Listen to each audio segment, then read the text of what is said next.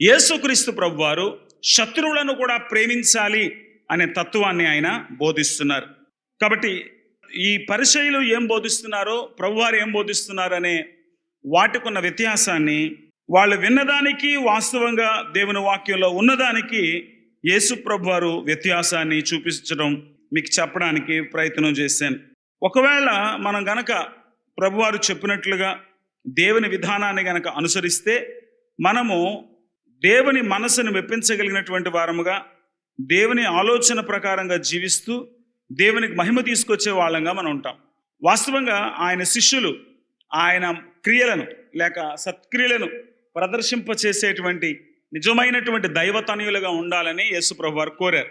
మత్తయి సువార్త 5:16లో మనుషులు మీ సత్క్రియలను చూచి పరలోకమందున్న మీ తండ్రిని మహిమపరచులాగును.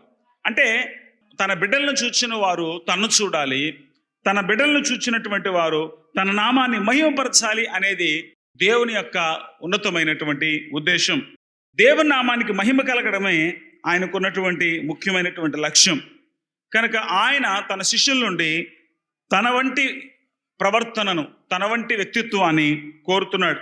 మనం పరలోకపు తండ్రి కుమారులై ఉండునట్లు అనే పదాన్ని మనం 44వ వచనంలో చూస్తాం. నేను మీతో చెప్పినది ఏమనగా, మీరు పరలోకమందున్న మీ తండ్రికి కుమారులై ఉండునట్లు. అంటే మీరు దేవునికి పిల్లలు అవ్వాలి అనుకుంటే మీరు ప్రేమించాలి అనేటువంటి షరతును పెట్టడం లేదు. మీరు దేవుని పిల్లలు గనక ప్రేమించాలి అనేటువంటి ఆజ్ఞను, ప్రేమించాలి అనేటువంటి నిర్బంధాన్ని అని తెలియజేస్తున్నాడు.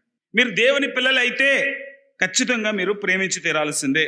మీరు దేవుని పిల్లలు కాకపోతే ప్రేమించలేరు.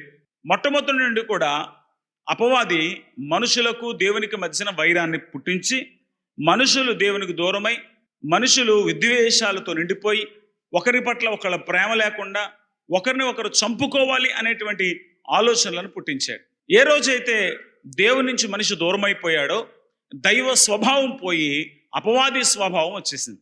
కాబట్టి మానవ స్వభావం చెడిపోయింది కనుక మనిషి తన పొరుగువాని యొక్క కీడునే కోరుతున్నాడు, పొరుగువాని నాశనాన్ని కోరుతున్నాడు. కానీ దేవుని వాక్యం పొరుగువాన్ని ప్రేమించమనేటువంటి తాత్పర్యాన్ని తెలియజేస్తుంది. మీరు దేవుని పిల్లలైతే, మీరు అపవాది పిల్లలైతే ద్వేషంతో రగిలిపోవచ్చు, కోపముతో ఆపుకోలేక కక్షలు తీర్చుకోవడానికి ప్రయత్నం చేయొచ్చు. కానీ మీరు దేవుని పిల్లలైతే మీరు ఎలా ఉండాలనుకుంటున్నారో అలాగే మీ పొరుగువారు కూడా ఉండాలనేటువంటి ఆ ఆలోచన మీరు కలిగి ఉండాలి అని ఆయన తెలియజేస్తున్నాడు. పొరుగువాన్ని ప్రేమించటం, శత్రువును ప్రేమించటం రెండూ కూడా ఒకే తాత్పర్యాన్ని తెలియజేస్తున్నాయి అని మనం అర్థం చేసుకోవచ్చు. మన దేవుడు కనికరము కలిగిన వాడు గనక మనము ఆ కనికరాన్ని సత్వరమే అవలంబించాల్సినటువంటి అవసరం ఉంది. ఎవరైతే దేవుని స్వభావాన్ని అనుసరించరో వారు దేవుని పిల్లలు కాలేరు అనే విషయం బహుస్పష్టమవుతుంది. కానీ మరొక బాధాకరమైన విషయం ఏంటంటే, నువ్వు క్షమించకపోతే దేవుడు నిన్ను క్షమించడు. నువ్వు కనికరించకపోతే దేవుని కనికరాన్ని నువ్వు సంపాదించుకోలేవు. కాబట్టి క్షమించటం అనేది మనము అనివార్యముగా అవలంబించాల్సినటువంటి లక్షణం. యేసు ప్రభువారు మత్తయి సువార్త 18:21-22 వచనాల్లో పేతురుతో అదే తెలియజేస్తాడు. మీరు ఖచ్చితంగా క్షమించాలి, మీరు ఖచ్చితంగా ప్రేమించాలి. శత్రువులను క్షమించటం యేసుక్రీస్తు యొక్క బోధలోని ముఖ్యమైనటువంటి సారాంశం. శత్రువు అంటే మన విరోధి, మనలను ద్వేషించేవారు. గ్రీకు భాషలో ఈ పదాన్ని ఎక్త్రోస్ అన్నారు. అంటే మనల్ని ద్వేషించేవారిని, ఎప్పుడూ మనకు హాని చేయాలని పరితపిస్తూ మనల్ని నాశనం చేయాలని ప్రయత్నం చేసేటువంటి వాళ్ళు, మనపై పగ ప్రతీకారాలతో రగిలిపోయేటువంటి వాళ్లను మనం క్షమించాలి, ప్రేమించాలి అనేటువంటి ఆలోచన దేవుని వాక్యంలో మనం చూస్తూ ఉంటాం. యోహాను సువార్త 15:17-20 వచనాల్లో యేసు ప్రభువారు చాలా స్పష్టంగా తెలియజేస్తున్నారు. లోకులు నన్ను హింసించారు కనుక మిమ్మల్ని కూడా హింసిస్తారు, అయినా మీరు వారిపై ద్వేషంతో రగిలిపోకూడదు, మీరు ప్రేమించాలి, అందుకే మీతో ఈ విషయాలు తెలియజేస్తున్నాను అంటాడు ఆయన. యేసు ప్రభువారు ప్రేమను చూపించాడు, యేసు ప్రభువారు క్షమాపణ చూపించాడు, యేసు ప్రభువారు కనికరాన్ని చూపించాడు. కాబట్టి మనకు మాదిరిని ఉంచిపోయాడు. మన శత్రువులను మనం ఎందుకు ప్రేమించాలో వివరించడానికి జాన్ పైపర్ అనేటువంటి దైవజనుడు 2 కారణాలు తెలియజేస్తాడు. ఒకటి, దేవుడు ఎవరో ఈ సభ్య సమాజానికి కనుపరచాల్సిన బాధ్యత మనపైనే ఉన్నది కనుక దైవ ప్రేమను మనం అనుకరించాలి. అదే మనం ఇక్కడ చూస్తాం 46వ వచనంలో, మీరు మిమ్మును ప్రేమించు వారినే ప్రేమించిన యెడల మీకేమి ఫలము కలుగును. అంటే మీకు ఫలము కలగాలి అని అంటే 10 మందిలో మీకు పేరు రావాలి అనన్నా, దేవునామానికి మహిమ రావాలి అనన్నా, ఖచ్చితంగా మీరు సభ్య సమాజంలో దేవుని ప్రేమను కనుపరచాలి. అలాగే మీరు ప్రేమించడం ద్వారా ఏం తెలియచేస్తున్నారు అంటాడంటే ఆయన, మీరు పగ తీర్చుకోవడం లేదు, వాళ్ళు మిమ్మల్ని కొడితే తిరిగి కొట్టడం లేదు, వాళ్ళు మిమ్మల్ని తిడితే తిరిగి తిట్టడం లేదు. తద్వారా మీరేం తెలియజేస్తున్నారంటే, ఇదిగో మా దేవుడు మమ్మల్ని ప్రేమిస్తున్నాడు, మా దేవుడు మా పట్ల శ్రద్ధ కలిగి ఉన్నాడు, మా దేవుడు ఖచ్చితంగా మా సమస్యను ఆయన పరిష్కరిస్తాడు. కాబట్టి సమస్యను మా చేతిలోకి తీసుకొని, లేక మా అంతట మేమే ఈ సమస్యకు పరిష్కారం చూపించాలనుకోవడం లేదు, మా దేవుడు మమ్మల్ని పట్టించుకుంటున్నాడు అనేటువంటి ఆ శ్రద్ధను మనం కలిగిన వారమైతే తొందరపడము అని ఆయన అంటాడు. కాబట్టి దేవునిపై నమ్మకం ఉన్నవాడు తొందరపడడు, దేవుని పేరు చెడగొట్టకూడదు అనుకున్నవాడు కూడా తొందరపడడు. వాడు ప్రేమించడానికి ప్రయత్నం చేస్తాడు కానీ తిరగబట్టడానికి, కక్ష చూపించడానికి ప్రయత్నం చేయడు. దేవుడెవరో ఈ సభ్య సమాజానికి కనుపరచాల్సినటువంటి అవసరం ఉంది. మన దేవుడు ఎవరు అనంటే, ఆయన మన పాపం బట్టి మనకు ప్రతీకారం చేయటం లేదు. 103వ కీర్తన 10వ చరణం ప్రకారంగా ఆయన ఉపకారములు చూపడం మానడం లేదు. 145వ కీర్తన 9వ చరణం ప్రకారంగా ఆయన మనకు కనికరం చూపించడం ఆపలేదు, మానలేదు. అనుదినము ఆయనకు నూతనముగా వాత్సల్యత పుట్టుచున్నదని విలాప వాక్యములు 3వ అధ్యాయము 23వ వచనంలో మనం చూస్తూ ఉంటాం. కాబట్టి దేవుడు కనికరము కలిగిన వాడు, ఉపకార బుద్ధి కలిగిన వాడు, క్షమించే లక్షణం కలిగిన వాడు అయినప్పుడు మనం అటువంటి దేవుడిని కనబరచాలి కానీ రాక్షసుల్లా ప్రవర్తించడం కుదరదు.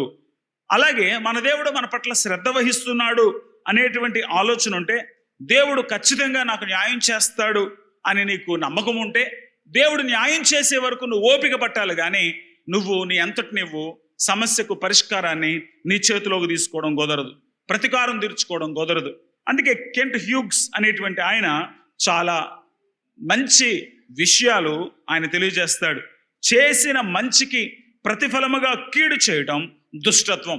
ఒకడు మంచి చేస్తున్నా వాడు కీడు చేయాలనుకోవడం దుష్టుని లక్షణం. అలాగే నాకు మంచి చేశాడు గనక నేను వాడికి మంచి చేస్తాను అని అనుకోవడం మానవత్వం. కానీ కీడు చేసిన వాడికి కూడా మేలు చేయాలనుకోవడం దైవ లక్షణం అంటాడు ఆయన.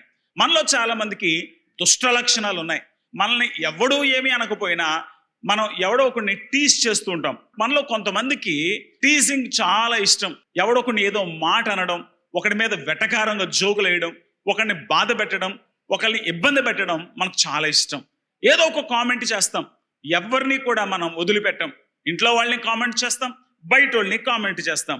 కాబట్టి మనకు దుష్టుని లక్షణం ఉంది కానీ మనకి దైవ లక్షణం లేదు, కనీసం మానవ లక్షణాలు కూడా లేవు. మానవ లక్షణం అంటే, అరే వీడు మంచోడు, వీడిని ఏం అనకూడదు, ఈ అమ్మాయి చాలా మంచిది, అమ్మాయిని మనం ఏం అనకూడదు అని అనుకుంటారు. కానీ మంచి లక్షణాలు, మానవ లక్షణాలు కూడా కరువైపోతున్నాయి ఈ దినాల్లో. కేవలం దుష్టుని లక్షణాలు మాత్రమే కనబడుతున్నాయి. కానీ ఈ రెండింటికంటే మించినది దైవ లక్షణం. మన దేవుని పిల్లలమైతే ఆ దైవ లక్షణాన్ని కనపరచాలి. అంటే శత్రువులను కూడా ప్రేమించగలగాలి. యేసు ప్రభు హింసించబడ్డాడు, ఆయన ప్రతిహింస చేయలేదు. యేసు ప్రభు తన్ను తాను ఆ హింసలకు అర్పించుకున్నాడని యెషయా గ్రంథం 50వ అధ్యాయం 6వ వచనం తెలియజేస్తుంది. యేసు ప్రభు ఓపికగా హింసలను భరించాడని యెషయా గ్రంథం 53:7వ వచనం తెలియజేస్తుంది. కాబట్టి నిజంగా దేవుని ప్రేమించే వాళ్ళు ఆయనలా హింసలను ఎదుర్కొంటారని మార్క్స్ వార్త 10:30లో, లూకాసు వార్త 21:12లో మనం చూస్తాం. కాబట్టి నిజంగా ప్రభువును ప్రేమించే వాళ్ళు సహిస్తారు గనక మరింత హింసకు లోనవుతారు. ఎవడైనా కొట్టాడు, వాడిని నువ్వు తిరిగి కొడితే వాడు ఒకవేళ ఆగుతాడేమో. ఎవరైనా నిన్ను తిట్టారు, ఇంకా వాళ్ళని తిడితే ఒకవేళ వాళ్ళ సద్దుమడుగుతారేమో. కానీ నువ్వు వాళ్ళపై తిరగబడకపోతే దాన్ని చులకనగా చేసుకొని ఒకవేళ వాళ్ళు నీ మీద రెచ్చిపోతారేమో. ఇర్మియా గ్రంథం 15:15 చూస్తే ఇర్మియా భక్తుడు ఎంతో చక్కగా దేవుని మాటలు ప్రకటిస్తూ దేవుని వ్యక్తిత్వాన్ని ప్రదర్శిస్తున్నాడు గనక బాగా లోకువైపోయాడు. అతన్ని చాలా ఇబ్బంది పెట్టారు, అతన్ని చాలా ఏడిపించారు. అందుకే అంటాడు, దేవా నా శ్రమ నీకే తెలుస్తున్నది, నన్ను జ్ఞాపకం చేసుకో, నన్ను దర్శించుము, అయ్యా నా పట్ల దయ చూపించు అని అతడు ప్రార్థన చేస్తున్నాడు దేవుని సన్నిధిలో. కాబట్టి యేసుక్రీస్తు నమ్ముకున్నప్పుడు, సహించినప్పుడు, భరించినప్పుడు, క్షమించినప్పుడు లోకం స్వాగతించకపోవచ్చు, లోకం మెచ్చుకోకపోవచ్చు, లోకం మనలను నెత్తి మీద పెట్టుకోకపోవచ్చు, కానీ దేవుడు మనల్ని చూస్తున్నాడు. నేను దేవుని బిడ్డని గనక నేను ఇలా జీవించాలి. నా యేసు ప్రభు చెప్పాడు, సద్భక్తితో బ్రతకను ఉద్దేశించు వారందరూ హింస పొందుదురని 2 తిమోతి 3:12 రాయబడింది. కనుక నేను ఖచ్చితంగా ఈ శ్రమలను భరించాలి అని అనుకుంటే సహించుకుంటాము, క్షమిస్తాం. అందుకే ఇక్కడ మత్తయి సువార్త 5:44 అంటున్నాడు, నేను మీతో చెప్పునదేమనగా మీరు పరలోకమందున్న మీ తండ్రికి కుమారులై యుండునట్లు. మీరు పరలోకపు తండ్రి కుమారులు అవ్వాలంటే అనేటువంటి షరతును ఇక్కడ చూడటం లేదు. అంటే మీరు పరలోకపు తండ్రి కుమారులు అయ్యారు గనక మీరు ఇలా ఉండాలి అని ఈ వాక్యం బోధిస్తుంది. పరలోకపు తండ్రికి కుమారులు కావాలి అంటే మనం దేవుని పోలి నడుచుకోవాలి. నిజంగా మనం పరలోకపు తండ్రి బిడ్డలము అని చెప్పుకోవాలంటే ఆ తండ్రి లక్షణాలు ప్రతిబింబించాలి. ఎవరికైనా అవలక్షణాలు ఉన్నాయనుకోండి, ఇంట్లోనే చూస్తే ఎవరైనా వాళ్ళ బిడ్డల్లో అవలక్షణాలు కనబడితే అచ్చం వీడు అమ్మ పోలికే అనేస్తారు వెంటనే. ఒకవేళ ఆ బిడ్డ యొక్క ప్రవర్తన తల్లికి నచ్చకపోతే అచ్చం వీడు వాడు నాన్న పోలికే, వీళ్ళ నానమ్మ బుద్ధులు వచ్చాయి, వీళ్ళ అత్త బుద్ధులు వచ్చాయి అని ఆ పిల్లోడిని నిందిస్తారు, కానీ నా బిడ్డ అని అనరు. మరి ఏమైనా ఎవరి బుద్ధులు వచ్చినా వాళ్ళ నీ బిడ్డే కదా. కానీ కొన్ని లక్షణాలు వేరేగా కనపడేసరికి వెంటనే ఎవరొకరు పేర్లు ఎత్తడానికి ప్రయత్నం చేస్తూ ఉంటాం. మన లక్షణాలను బట్టి మనం గుర్తించబడుతుంటాం కదా. అందుకే ఒక్కొక్కసారి పెళ్లి సంబంధాల్లో ఒక అమ్మాయికి పెళ్లి చేయాలనుకుంటే అబ్బాయి తరపున మరి అమ్మాయి తరపున వెనకాల కుటుంబాన్ని చూస్తారు. అరే వీళ్ళ కుటుంబం ఎటువంటిది, ఆ కుటుంబాన్ని బట్టే వీళ్ళు ఉంటారు కదా అని ఆలోచన చేస్తారు. మన లక్షణాలు మన బిడ్డలకు వస్తాయి, మనకి మన తల్లిదండ్రుల లక్షణాలే వస్తాయి. మనం నిజంగా దేవుని పిల్లలమైతే దైవ లక్షణాలు ఆటోమేటిక్గా వస్తాయా? రావు. దైవ లక్షణాలని మనం అవలంబించాలి. దైవ లక్షణాలు ఆటోమేటిక్గా రావు. సాతాను లక్షణాలు ఆటోమేటిక్గా వస్తాయి. ఎవడైనా కొడితే వెంటనే చేయలేగిస్తుంది ఆటోమేటిక్గా. అంతేగాని ఎవడైనా కొట్టగానే పోన్లే బ్రదరు, ఏమనుకోనిలే బ్రదరు అనే మాట నోటంటే ఎవరికి రాదు. మనకి శరీరంలో పాపము నివసిస్తుంది కనుక ఈ లోకంలో ఉన్నంత కాలం శరీరము పాపానికి తగ్గట్టుగానే స్పందిస్తుంది, కానీ దైవ స్వభావానికి అనుగుణంగా స్పందించదు. కాబట్టి మనం ఏం చేయాలంటే దైవ స్వభావాన్ని ధరించుకోవాలి. అంటే పాప స్వభావాన్ని తొక్కిపెడుతూ, పాప స్వభావాన్ని తోలనాడుతూ, పాప స్వభావాన్ని అణిచివేస్తూ క్రీస్తు యేసు స్వభావాన్ని మనం ధరించాలి. యేసు ప్రభునందు విశ్వాసం ఉంచాం, దేవుని పిల్లలమయ్యాం, మందిరానికి వస్తున్నాం, వాక్యం వింటున్నాం కదా అని మనలో ఆటోమేటిక్గా ఆ దైవ స్వభావం ఏర్పడదు. దైవ స్వభావాన్ని మనమే ధరించాలి. ఎఫెసీ పత్రిక 4వ అధ్యాయంలో ఈ వచనాల్ని నేను మీకు తరచూ చూపిస్తూ ఉంటాను. అయినా మరొకసారి ఆ వచనాలను మనం జ్ఞాపకం చేసుకుందాం. ఎఫెసీ పత్రిక 4వ అధ్యాయంలో 22వ వచనంలో, కాబట్టి మునుపటి ప్రవర్తన విషయములోనైతే మోసకరమైన దురాశల వలన చెడిపోవు మీ ప్రాచీన స్వభావం వదులుకొని, మీ ప్రాచీన స్వభావాన్ని మీరే వదులుకోవాలి. అది వెళ్ళిపోదు. బట్టలను తీసేసినట్టుగా, స్నానం చేసి మురికి వదిలించుకున్నట్లుగా పాప స్వభావాన్ని మీరు వదులుకోవాలి. మీ చిత్తవృత్తి యందు నూతన పరచబడిన వారై. చిత్తవృత్తి అంటే ఏంటో నేను చాలాసార్లు చెప్పాను, మళ్ళీ చెప్తాను. చిత్తవృత్తి, నువ్వేం చెయ్యాలనుకుంటున్నావో ఆ చెయ్యాలనుకున్నటువంటి ఆ ఆలోచనల్లో మార్పు తెచ్చుకొని నీతియు యథార్థమైన భక్తి గలవారై దేవుని పోలికగా పుట్టిన నవీన స్వభావాన్ని ధరించుకోండి.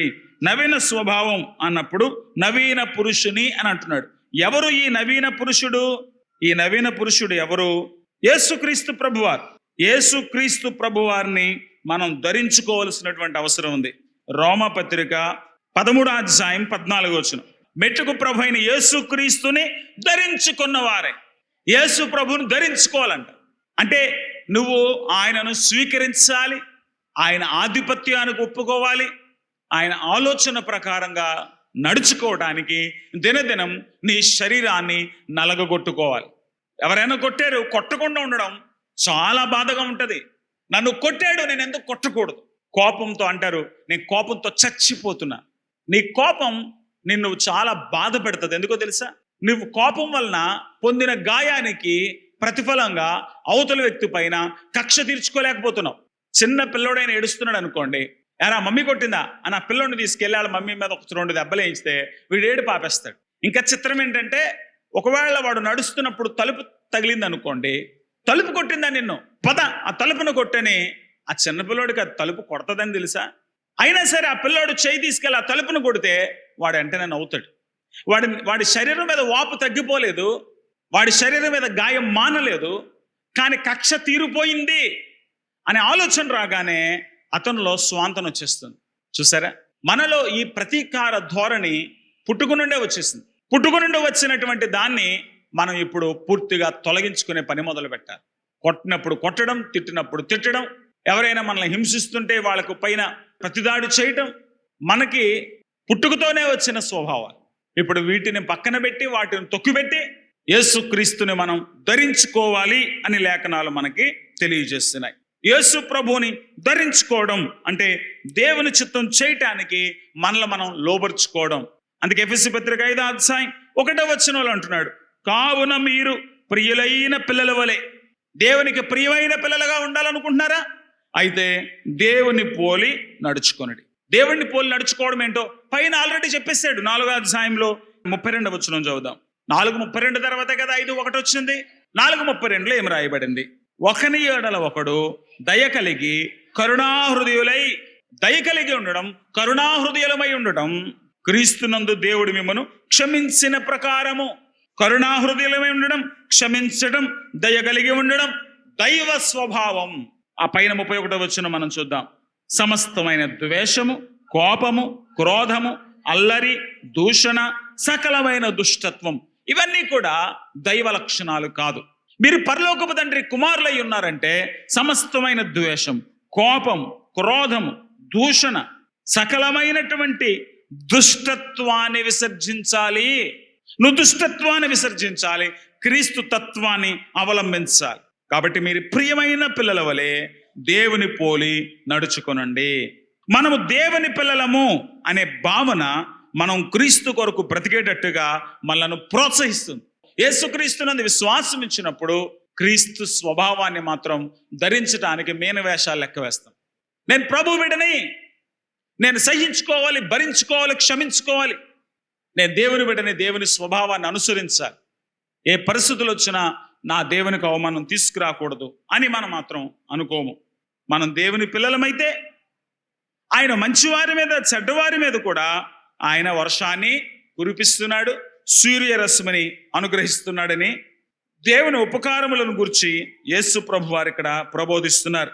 45వ వచనం, ఆయన చెడ్డవారి మీదను మంచివారి మీదను తన సూర్యుని ఉదయింపచేసి. దేవుడు పక్షపాతిగా కనపడటం లేదు, అందరికీ ఒకే రీతిగా ఆయన అనుగ్రహిస్తున్నాడు. ఇంకా మరొక లైన్ చదువుతాం, నీతిమంతుల మీదను అనీతిమంతుల మీదను వర్షం కురిపించున్నాడు. ఆయన నీతిమంతులను అనీతిమంతులను కూడా ఒకేలాగా చూస్తున్నాడు. ఇది మనకు సాధ్యమేనా? మన వాళ్ళను ఒకలాగా, వేరే వాళ్ళని ఒకలా మనం చూస్తాం. మన పిల్లల్ని ఒకలాగా, వేరే పిల్లల్ని ఒకలా చూస్తాం. మన కులం వాళ్ళని ఒకలాగా, అవతలి కులం వాళ్ళని ఒకలా చూస్తాం. మన రంగు వాడిని ఒకలాగా, వేరే రంగు వాడిని వేరేలా చూస్తాం. ఈ విభేదాలు మనకున్నాయి, స్వాభావికంగానే వచ్చాయి. మరి మనం దేవుని పిల్లలమైతే ఈ తారతమ్యాలు చూపించకూడదు. హద్దులు లేని ప్రేమ, ఎటువంటి హద్దులు లేవు దేవుని ప్రేమకు. ఆయన కులం చూడటం లేదు, భాష చూడటం లేదు, వర్గం చూడటం లేదు, దేశాన్ని చూడటం లేదు. దేవుడు లోకమును ఎంతో ప్రేమించాడు. లోకము అంటే లోకములో ఉన్న సమస్తము ఆయన ప్రేమిస్తున్నాడు. కాబట్టి దేవుని పిల్లలమైతే మనం దేవుని స్వభావాన్ని అనుసరించాలి. లుస్త్రా అనే ప్రాంతంలో పౌలు ఒక అద్భుతం చేస్తే అక్కడ ఉన్నటువంటి వాళ్ళు, రే మన దేవతలే భూమి మీదకి నడిచొచ్చారా అని చెప్పి అర్జెంటుగా వాళ్ళకు ఊరేగింపు పెట్టేసి వాళ్ళ కోసం ఒక చక్కని ఎద్దుని, లేక దున్నని అని చెప్పాలేమో, ఒక ఎద్దుని బలివ్వటానికి వాళ్ళన్నీ సిద్ధం చేస్తున్నారు. అప్పుడు పౌలు అక్కడ నిలబడి ఇలా మాట్లాడతాడు. అపోస్తుల కార్యములు 14:17, అయినను ఆయన ఆకాశం నుండి మీకు వర్షమును ఫలవంతమైన ఋతువులను దయచేయచ్చు. అయినను అన్నప్పుడు ఆ పైన ఏదో వ్రాయబడింది, అది కూడా చదువుదాం. అపోస్తుల కార్యములు 14:15, మేము కూడా మీ స్వభావం అంటే స్వభావం గల వారమే. మీరు ఈ వ్యర్థమైన వాటిని విడిచిపెట్టి ఆకాశమును, భూమిని, సముద్రమును, వాటిలో ఉండి సమస్తమును సృజించిన జీవము గల దేవుని వైపు తిరగవల్లని మీకు సువార్త ప్రబోధిస్తున్నాం. మీరు జీవము గల దేవుని వైపు తిరగాలి. ఆయన ఆకాశమును, భూమిని, అందులో సమస్తాన్ని తయారు చేశాడు. ఆయన గత కాలంలో మీరు ఎలా జీవించినా ఆయన వదిలేశాడు. కానీ ఇప్పుడు అందరూ మారు మనస్సు పొందాలని హెచ్చరిస్తున్నాడు. అయితే మీరు దేవుని ఎరగని వారని మీకు ఆయన తారతమ్యం చూపలేదు. ఆయన మీకు కూడా వర్షాన్ని ఇస్తున్నాడు, ఫలవంతమైన ఋతువులు ఇస్తున్నాడు, ఆహారం ఇస్తున్నాడు, ఉల్లాసముతో మీ హృదయాలు నింపుతున్నాడు, మేలు చేస్తున్నాడు. మీకు విగ్రహారాధికులైనటువంటి మీకు మా దేవుడు మేలు చేస్తున్నాడు, ఉల్లాసముతో నింపుతున్నాడు, ఆహారం అనుగ్రహిస్తున్నాడు, ఋతువులను దయచేస్తున్నాడు, వర్షాన్ని కూడా పంపిస్తున్నాడు. కాబట్టి దేవుళ్ళలో పక్షపాతం లేదు. అపొస్తలుల కార్యములు 10:34 దేవుడు పక్షపాతి కాడని నిజముగా గ్రహించి ఉన్నాం. అపొస్తలుల కార్యం 10 ఇటలీ పటాలంలో కొర్నేలి అనేటువంటి ఒక శతాధిపతి ఉంటే ఆ శతాధిపతి పేతురు కబురు పెట్టాడు. పేతురు ఆ ఇంటికి వచ్చి వాక్యం చెప్తున్నప్పుడు వాళ్ళందరూ పరిశుద్ధాత్మతో నింపబడగానే పేతురు ఆశ్చర్యపోయాడు. అంటున్నాడు, దేవుడు పక్షపాతి కాడు. ఆయన అన్ని జనులను ఒకలాగా యూదులను ఒకలా ప్రేమించటం లేదు, అందరికీ కూడా తన పరిశుద్ధాత్మనిస్తున్నాడు. కాబట్టి దేవుళ్ళలో పక్షపాతం లేదు అని చెప్తున్నాడు. అవును, దేవుళ్ళలోనే పక్షపాతం లేనప్పుడు మనం ఎందుకు పక్షపాతం కలిగిన వారికి ఉండాలి చెప్పండి? మన వారికి ఒకలాగా, పరాయి వారికి ఒకలాగా మనం ఎందుకు చూడాలి? నిజముగా మనం దేవుని పిల్లలమైతే, దేవుని స్వభావాన్ని అనుసరిస్తే అక్కడ ఉన్నటువంటి మాట మనం చూస్తున్నాం. మీరు మీ పరలోకపు తండ్రికి కుమారులై ఉండినట్లు మీరు దేవుని స్వభావాన్ని అనుసరించాలి. 145 కీర్తన 9 నేను ఎప్పుడు చెప్తాను, యెహోవా అందరికీ ఉపకారి. దేవుడికి పక్షపాతం లేదు, ఆయన అందరికీ ఉపకారాలు చేస్తాడు.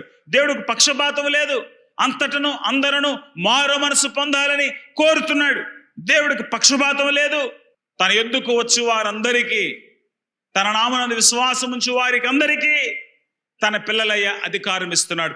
దేవుడికి పక్షపాతం లేదు, విశ్వసించిన వారందరూ రక్షించబడాలని కోరుతున్నాడు. 1 కొరింథీ 1:21 నమ్ము వారందరినీ రక్షించటం దేవుని దయాపూర్వక సంకల్పం. ఆయన యందు విశ్వాసం ఉంచిన వారు, ఆయనకు లోబడేవారు, ఆయనకు గౌరవం ఇచ్చేటువంటి వారు, ఆయనను ప్రేమించేవారు, వాళ్ళెవరైనా, ఏ రంగైనా, ఏ కులమైనా, ఏ జాతైనా, వాళ్ళందరినీ కూడా దేవుడు ప్రేమిస్తున్నాడు. కాబట్టి దేవుడు అటువంటి హద్దులు లేని ప్రేమ మనం కనుపరచాలని కోరుతున్నాడు. ఎందుకు దేవుని పిల్లలు ఇతరుల కంటే ఎక్కువ ప్రేమ కలిగి ఉండాలి? నేను వాళ్ళలాగా ఎందుకు బ్రతకూడదు? ఎందుకు బ్రతకూడదు అంటే, నిన్ను దేవుడు తన కుమారుడుగా చేసుకున్నాడు, కుమార్తెగా చేసుకున్నాడు. మీరు మీ పరలోకపు తండ్రికి కుమారులై ఉండినట్లు మీరు దేవుని పిల్లలయ్యారు. పాపములు అపరాధములు జీవిస్తూ చచ్చిన వాళ్ళమైన మనకు తన కుమారుడైన యేసుక్రీస్తు రక్తం ద్వారా తన పిల్లలయ్యే ఆధిక్యత ఇచ్చాడు. మనం ఇప్పుడు దేవుని పిల్లలమయ్యాం, పరలోక రాజ్య వారసులమయ్యాం, దేవుని ఆస్తికి మనం వారసులమయ్యాం గనక ఇప్పుడు మనమే ఎక్కువగా దేవునికి రుణపడి ఉన్నాం. నా దేవుడు నా పట్ల ఎంత ప్రేమ చూపించాడు, కాబట్టి ఎంత ప్రేమ నేను చూపించాలి. ఈ బాధ్యత నీకుంది. నువ్వు దేవునికి ఎక్కువ రుణపడి ఉన్నావు, అలాగే నువ్వు దేవుని సహాయాన్ని ఎక్కువ అందుకోగలుగుతున్నావు. ఎవరు ఎక్కువ తీసుకుంటారో వాళ్ళే ఎక్కువగా అందరికి పంచిపెట్టాలి. నీ దేవుడు నీకు సమస్తాన్ని ఇస్తున్నాడు గనక, నీ దేవుడు నిన్ను రక్షించాడు గనక నువ్వు దేవుని బిడ్డగా ప్రవర్తించాల్సిన అవసరం ఉంది. అలాగే దేవుని పిల్లలం గనక నా దేవుడు కోసం బ్రతకాలి అనే ఆసక్తి మనకు మాత్రమే ఉంటుంది, లోకానికి ఉండదు. లోకానికి దేవుడు ఎవరో తెలియదు, నీకు దేవుడు ఎవరో తెలుసు. కనుక నువ్వు దేవుని బిడ్డవైతే, నువ్వు ఆయనకు రుణపడి ఉన్నావు గనక, ఆయన సహాయాన్ని అందుకోగలుగుతున్నావు గనక, ఆయన పట్ల ఎక్కువ ఆసక్తి నీకున్నది గనక, అలాగే ఆ తండ్రికి కీర్తి ప్రతిష్టలు పెంచాలనేటువంటి ఇంగిత జ్ఞానం నీకున్నది గనక నువ్వే అందరికంటే ఎక్కువగా దేవుని పోలి నడుచుకోవాలి, క్రీస్తుని పోలి నడుచుకోవాలి. నీ కక్ష కార్పణ్యాలు పక్కన పెట్టి నువ్వు ప్రేమను చూపించగలగాలి. అందరిలాగా మనం ఉండడానికి వీల్లేదు. ఇక్కడ అంటున్నాడు, మీకు వందనం చేసిన వాళ్ళకే మీరు వందనం చేస్తే మీరు ఎక్కువ చేస్తుంది ఏంటి? సుంకర్లు కూడా అలాగే చేస్తారు కదా. మిమ్మల్ని ప్రేమించు వారినే ప్రేమించినడలా మీకేమి ఫలము కలుగును? 46 మిమ్మల్ని ఒకడు ప్రేమిస్తున్నాడు కనుక మీరు ప్రేమిస్తున్నారు, దానివల్ల ఏ ప్రయోజనం లేదు. అందరూ కూడా అలాగే చేస్తారు.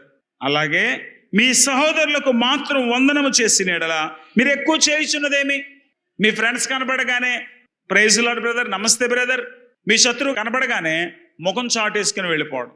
అన్ని జనులు కూడా అట్లనే ప్రవర్తిస్తారు కదా. నువ్వు వాళ్ళకంటే నువ్వు స్పెషల్, నువ్వు దేవుని సంబంధివి, దేవుని వాక్యం వింటున్నావు, దేవుని ఆత్మను పొందుకున్నావు, దేవుని ఆత్మతో నడిపించబడుతున్నావు అని అంటే వాళ్ళకంటే నీ జీవితం మరింత మెరుగ్గా కనపడాలి. మరింత మెరుగ్గా కనపడాలంటే ఏం చేయాలి? నీ ప్రేమ కేవలం వేషధారణ కాదు, అది మనస్ఫూర్తిగా వచ్చిందై ఉండాలి. బైబిల్లో స్పష్టంగా రాయబడింది కదా, నీ హృదయం నిండిన దాన్ని బట్టి నువ్వు మాట్లాడుతావు. నీ మనసులో కల్మషం లేకపోతే నీ ప్రేమలో హద్దులు ఉండవు. నీ మనసులో కల్మషం ఉంటే నీ ప్రేమ కవరింగ్గా మాత్రమే ఉంటుంది. నువ్వు మనస్ఫూర్తిగా ప్రేమిస్తావు. నువ్వు మనస్ఫూర్తిగా ప్రేమిస్తే ఇతరుల కంటే నువ్వు ఎక్కువగా జీవిస్తున్నట్టే లెక్క. ఇతరులకు మనస్ఫూర్తిగా చేసే లక్షణం ఉండదు.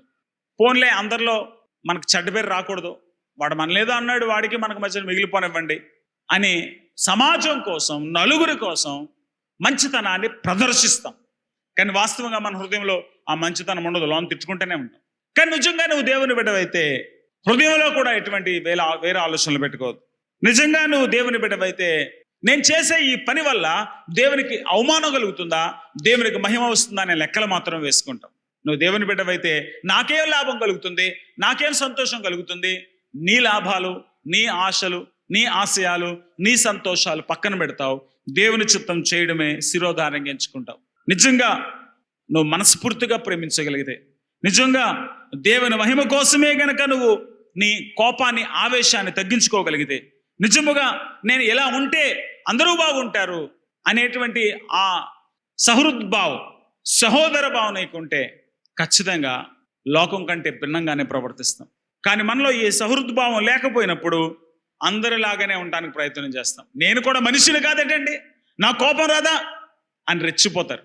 కానీ పరలోకపు తండ్రికి బిడ్డను కదా నేనేం చేసినా ఆయన నామం కదా మహింపరచబడుతుంది, లేక ఆయన నామం కదా దూషించబడుతుంది. నేనేం చేసినా ఆయన కదా పేరు తెచ్చుకుంటాడు, కనుక నేను జాగ్రత్తగా ఉండాలి. అందరూ ఎటువంటి వారుగా ఉంటే మీరు అటువంటి వారుగానే ఉండాలని అనిపించుకోవడం ఏమాత్రం కూడా ప్రయోజనం లేని భక్తి జీవితం. అలా కాదు, మన భక్తి ఇతరులను ప్రభావితం చేయగలిగితే, మన భక్తి ఇతరులకు మార్గదర్శకం కాగలిగితే, మన భక్తి ఇతరులకు సవాలుకరంగా ఉండగలిగితే అది కదా ఘనమైనటువంటి భక్తి జీవితం. ఒకరితో వేలెత్తు చూపించుకునేటట్టు కాదు, ఒకరి చేత శ్లాఘించబడి, కీర్తించబడి, పొగడబడేటట్టుగా మన భక్తి ఉండాలి. అమ్మో వీళ్ళు దేవుని పిల్లలరా, వీళ్ళు క్షమిస్తారు, వీళ్ళు ప్రేమిస్తారు, వీళ్ళు చాలా మంచివాళ్ళు, వీళ్ళు దేవుని పిల్లలు అని సమాజం మన గురించి చెప్పుకోవాలి. కానీ మన డబ్బా కొట్టుకొని నేను ఊరుకుంటున్నానంటే ఎందుకు ఊరుకున్నాను అనుకున్నావు? నేను క్రైస్తవుని, నేను ఒక్క మాట మాట్లాడలేదంటే ఏమనుకుంటున్నావు? నేను యేసుప్రభువుని నమ్ముకున్నానని నువ్వు డబ్బా కొట్టుకోకర్లే. జాగ్రత్తగా వినండి, మీరు పరలోకపు తండ్రికి కుమారులై ఉండినట్లు దేవుని ప్రేమకు పరిమితి లేదు, దేవుని కృపకు కొలత లేదు, దేవుని దయకు సరిహద్దులు లేవు, దేవుని ఉదారత్వానికి ఏమాత్రం కూడా సరిహద్దులు లేవు. యానీ జాన్సన్ ఫ్లింట్ అనేటువంటి ఆవిడ ఇంత చక్కని పాట ఒకటి రాసింది. His love has no limit, his grace has no measure, his power has no boundary known unto man, for out of his infinite riches in Jesus he giveth and giveth again. దేవుడు ఇస్తూనే ఉంటాడు, ఏ రోజు లాక్కోవాలనుకోడు. దేవుడు ప్రేమిస్తూనే ఉంటాడు, ఏ రోజు కక్ష తీర్చుకోవాలనుకోడు. దేవుడు కనికరిస్తూనే ఉంటాడు, ఏ రోజు క్రూరత్వాన్ని చూపించాలనుకోలేడు. కాబట్టి నిజంగా నువ్వు దేవుని బిడ్డవైతే దైవ స్వభావాన్ని అనుసరించాలి, దేవుడు కోరినట్టుగా మనం జీవించాలి. నేను దేవుని కృప పొందాను, పాపినైనా నన్ను ప్రభు క్షమించాడు, నేను ఇంత చిన్న విషయాన్ని క్షమించలేనా? పాపినైనా నన్ను ప్రభు భరిస్తున్నాడు, నేను ఈ విషయాన్ని భరించలేనా? పాపినైన ప్రభు నన్ను శిక్షించటం లేదు, కనుక నేనెందుకు ప్రతీకారం తీర్చుకోవాలి అనే ఆలోచన మనకు రావాలి. బుద్ధి లేనోళ్ళు దేవుని కృపను ఉపయోగించుకుంటూ మాటికి దేవుని కృపను కోరుతూ విచ్చలవిడిగా ప్రవర్తించడానికి ఇష్టపడతారంట. కానీ బుద్ధి కలిగినటువంటి వాళ్ళు ఏం చేస్తారంటే, తెలివైనటువంటి వాడు దేవుని కృపను ఉపయోగించుకుంటూ దేవునికి అనుకూలంగా జీవించడానికి ప్రయత్నం చేస్తారు. బుద్ధి లేని వాడువా, జ్ఞానము కలిగినటువంటి వాడువా, దేవుని ప్రేమను అర్థం చేసుకున్న వాడువా, దేవుని ప్రేమను అర్థం చేసుకోలేని మూర్ఖుడువా, కఠినాత్ముడువా, ఎవరికి వాళ్ళే ఆలోచన చేసుకోండి. దేవుని ప్రేమ అర్థమైతే, దేవుని కృప అనుభవిస్తున్నట్లయితే, దేవుని కనికరం నువ్వు జ్ఞాపకం చేసుకుంటున్నట్లయితే, దేవునికి ఆరాధన చెల్లించడం మాత్రమే కాదు, ఆయనకు అనుకూలంగా నీ ప్రవర్తన కూడా మార్చుకోవాలి. ఆలోచన చేసుకుందాం, మన హృదయాలు దేవునికి సమర్పించుకుందాం. దేవుని స్వభావాన్ని అనుసరించడానికి, క్రీస్తును పోలి నడుచుకోవడానికి ప్రయత్నం చేద్దాం.